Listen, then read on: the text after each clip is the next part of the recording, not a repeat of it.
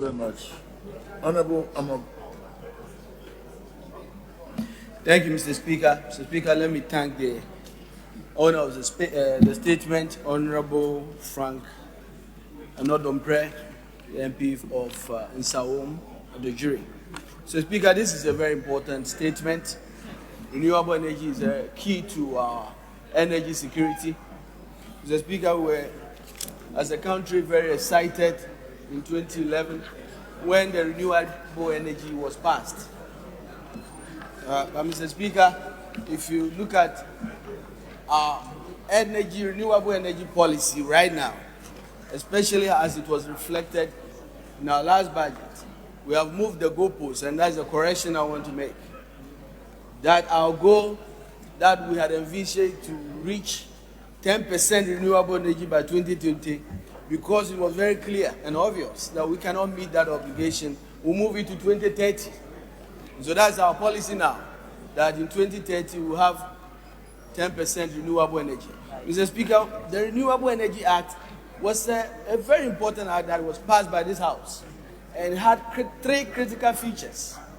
One was the feed-in tariffs, and that feed-in tariffs had envisaged that because our big hydros are all gone, the key to adding more energy and increasing our power is through private sources, individuals, homes.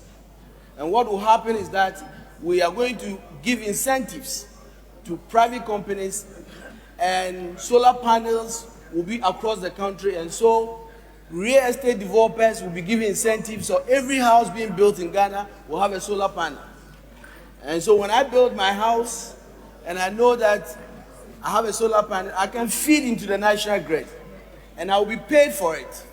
And that will be enough incentive for everybody building a house to have solar panels. So, Speaker, as I speak, that processes leading to really encouraging individuals to do that has been stalled because the issue of net metering and the discussions of guaranteed price by PURC and the Energy Commission has stalled.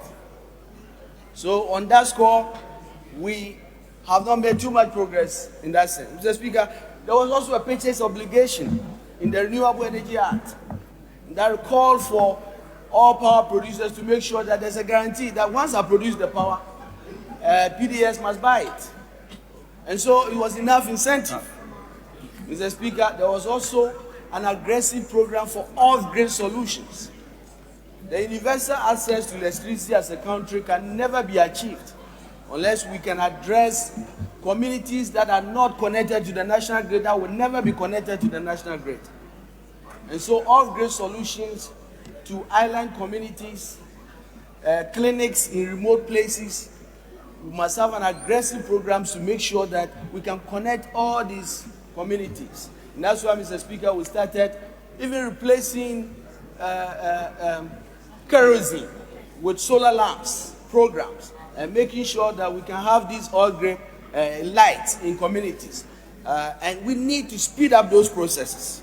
Mr. Speaker, there's a lot to be gained with renewable energy.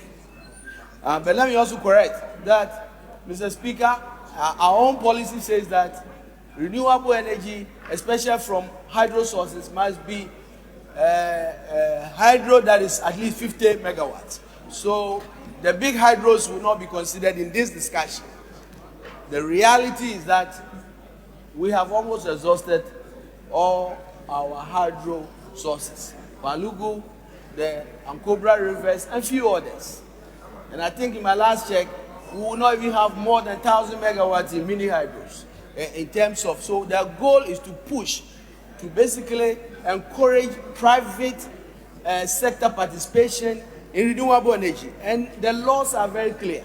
In the last budget, Mr. Speaker, the only active renewable energy effort that the government of Ghana was pursuing was a program being funded by the World Bank, by the African Development Bank, sorry. And Mr. Speaker, so you asked the question, and one visible program we have targeted this year is to make sure that the Flagstaff House will have solar panel. That is good, but Mr. Speaker, it's not good enough.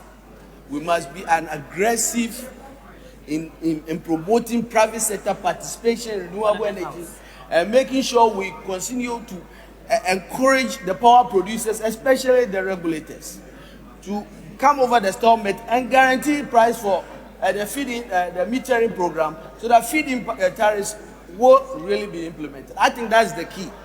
Mr. Speaker, the other issue that was raised, and it's very, very clear, is that that's where the world is going. If we do that, quite frankly, Mr. Speaker, the cost of electricity for households will dramatically be reduced. And so we must, at all costs, do everything. And Mr. Speaker, I think I'm calling on this House to basically revisit the Renewable Energy Act and to call the authorities and to find out what is preventing us from implementing all the goals. For example, we're supposed to have established a renewable energy authority by now. That authority would drive our vision of renewable energy. And so, Mr. Speaker, it is a very important statement. It is the way to ensure energy security. And I want to thank the Honorable Member for making that statement. Thank you very much. Thank you very much. Yes, Honorable.